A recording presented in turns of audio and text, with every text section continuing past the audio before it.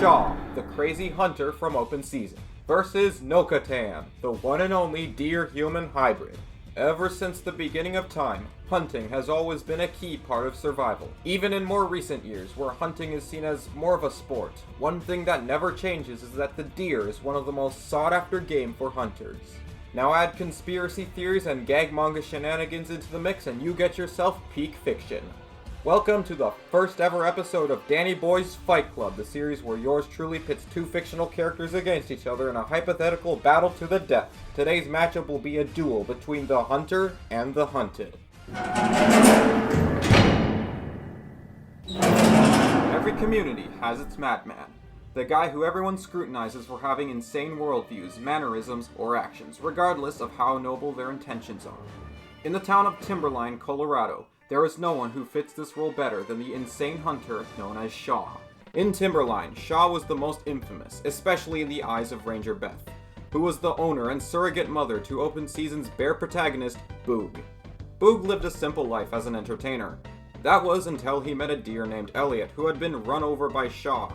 Definitely not on purpose. After being tied to the hood of Shaw's truck, Boog decided to let him free. However, this, amongst several other happenings, led Shaw to stick his head into the world of conspiracy theories. Shaw's worldview basically goes like this: man on top, animals on the bottom. However, these animals were clearly working together to flip said natural order. Shaw couldn't let this happen, so he began to prepare himself for this apocalypse. But without any weapons, how could he stop this revolution? Well, of course, any good hunter needs a proper arsenal to survive out in the wild, such as his signature hunting rifle, Lorraine, a weapon that Shaw seems to have a weirdly platonic relationship with, even if he is pretty bad at aiming the thing. But of course, Shaw couldn't go anywhere without his pickup truck. This ride seems to be able to survive almost anything. I mean, the dude literally used it as a raft in the rapids of a river while chasing after Elliot and Boog, and it was perfectly fine for driving afterwards. Shaw even has his own version of autopilot in the form of duct tape. Of course it doesn't have any automatic navigation, but who cares, it gets the job done. Now Shaw may seem like an insane hillbilly, but he's actually quite cunning when it comes to capturing his targets. To be fair, he got arrested before he could succeed with his mission, but the point still stands. However, perhaps the most impressive part about Shaw is his physical stats. He's able to lift and suplex Boog, a 900-pound bear, with no problem. He can spin around like Crash Bandicoot and even bust down the entrance to a mine shaft, which, by the way, the same 900-pound bear wasn't able to get through. But at the same time, this bear can lift cabins or even tank getting hit by lightning at 30,000 degrees Celsius. I don't know, it's just some dumb tune for shenanigans. But even more insane than that is the fact that Boog was able to survive an explosion that could be seen from space and only left him with some minor injuries. By comparing the mushroom cloud created by this explosion to the diameter of planet Earth, we can determine that the blast is about 5,714 kilometers wide, giving it an area of 25 million square kilometers. That's enough to cover Mount Everest. 87,000 of them. Now, to be fair, Shaw himself has never directly demonstrated anything on this level, but considering the fact that he managed to physically overpower this same bear, maybe Shaw is a little stronger than you think. That, or, again, is just some dumb tune for shenanigans.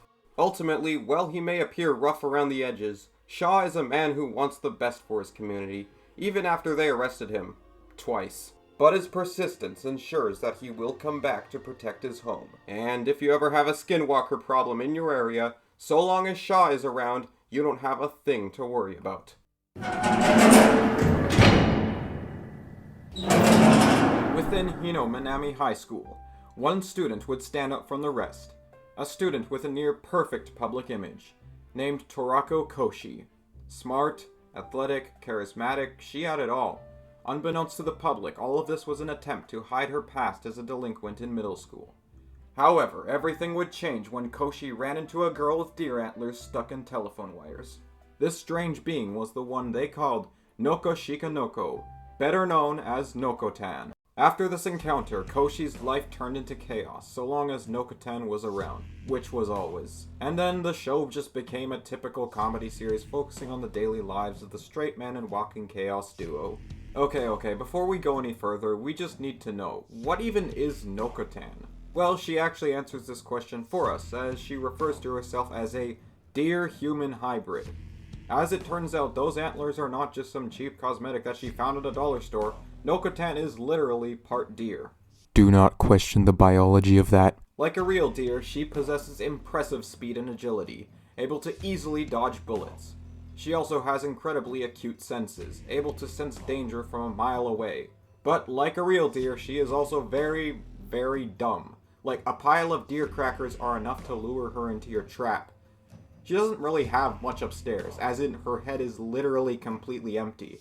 She also has some insane survivability, able to survive getting impaled through the head by her own antler. However, perhaps Nokotan's greatest ability is the power of randomness. Nokotan seems to just be able to do whatever she wants. She can turn her antlers into Darth Maul's lightsaber, telepathically control plants through music. She can levitate, and even turn into Kenshiro from Fist of the North Star, or even use her antlers as a bomb that was able to blow up an entire gymnasium. Assuming that this gym is about 25 meters long, 15 meters wide, and 7 meters tall, we can determine that the blast covered an area of 2,625 cubic meters. Now, all of this might just sound like complete nonsense, but it's actually just the result of Nokotan being a gag manga character, which is to say, she has Toon Force. For those not well versed in power scaling terminology, aka you actually have a life, Toon Force refers to the ability gag characters have to just do whatever they want for the sake of, well, a gag. Things like Popeye surviving the universe being turned off, or SpongeBob pulling a string and unraveling the entire universe. To be fair, Nokotan's Toon Force may not be as insane as these examples, but it's still very strong and definitely makes her very unpredictable. It basically is the reason why Nookotan is a walking ball of chaos, and why Koshi had to open a deer club to contain all her shenanigans. This deer club would also attract a bunch of wacky side characters, such as the rice addict Bashame, Koshi's weirdo sister Anko, and a bunch of others we don't need to mention. Remember when I said Nokotan is able to dodge bullets? Well, this is actually a skill that she needs, since she is constantly on the run from hunters. Why would hunters go after a human with antlers? Don't ask me. However, it was impossible for her to hide forever, as a hunter would come into Hino to claim his victim. However, with all the build-up to an epic battle of the century, it was ultimately cut short by the hunter's wife, who began scolding him for not coming home with radishes. I guess Nokotan can live another day, and so long as she does, that stupidly catchy theme song will live rent-free in my head.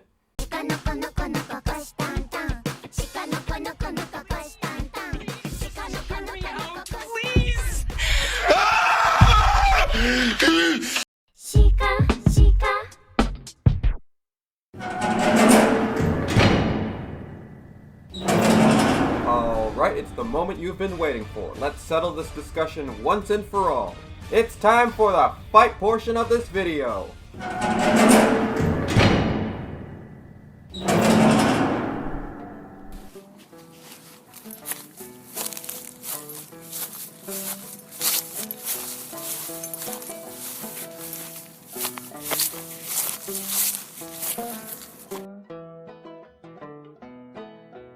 Nokotan, why are we out in the middle of nowhere again?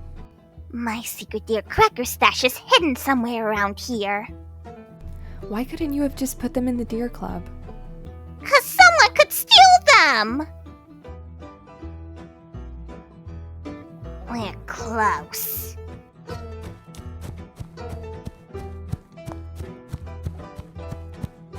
Wait! That could be a trap!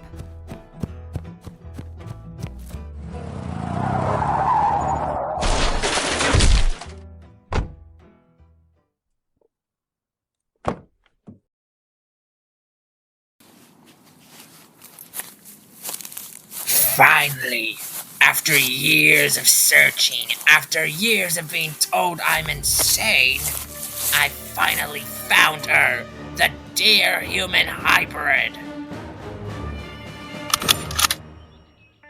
I will not let the deer take over. Man will always remain on the top. Yeah? You hunters just won't leave me alone! I'm done running from you guys! But if you really want a piece of me that badly, you'll have to fight for it.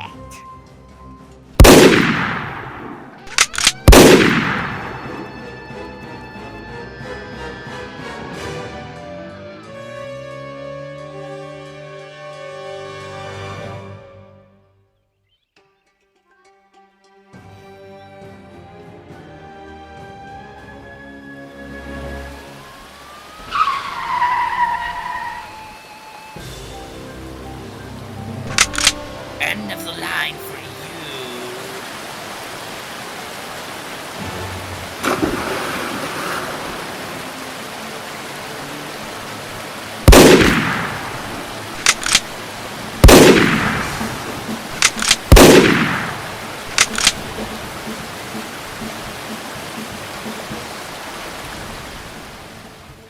Alright, you little freak of nature.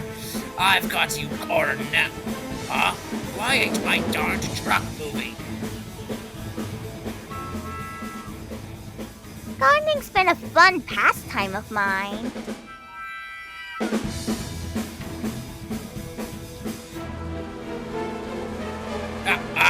Take this, you vermin.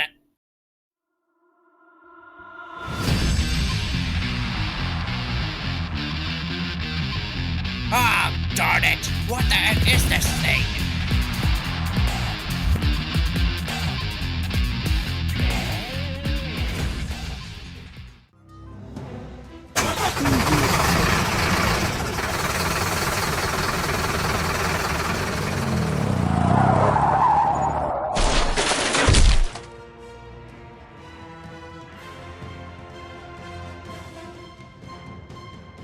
You have nowhere to run now.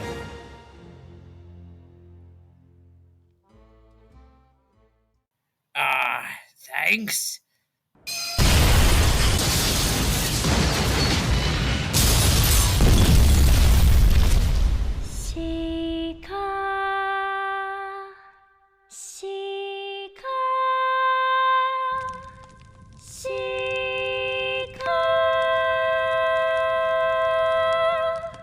My truck! You...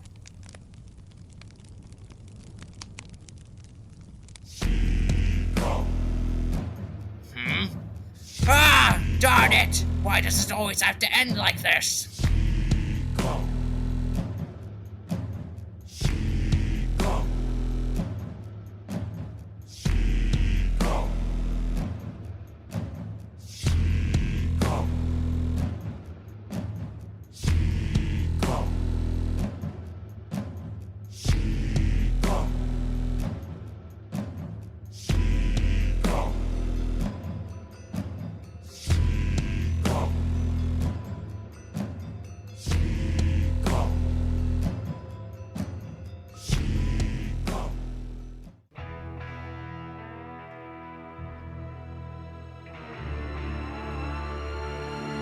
Time for you to meet your creator.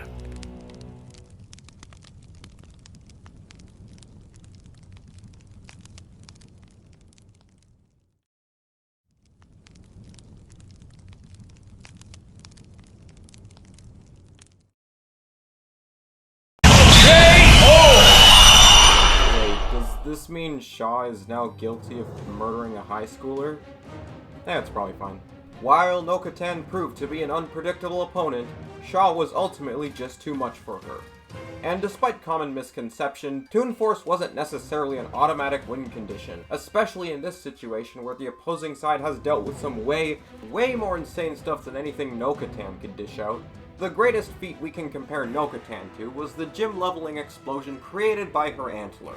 An impressive display of firepower in its own right, but it gets completely dwarfed by that country-level explosion that Boo survived. Again, the bear that Shaw was able to square up with. Fighting a bear with just your fists is already impressive enough, but Boo was just on a whole other level.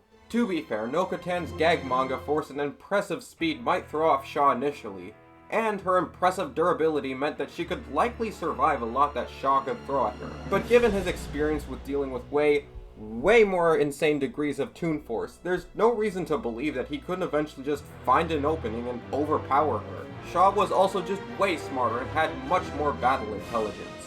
While Nookotan can be pretty creative when the situation calls for it, Shaw has been honing his game for years and is definitely not the unintelligent madman that he is sometimes made out to be. Nookotan was truly a force to be reckoned with.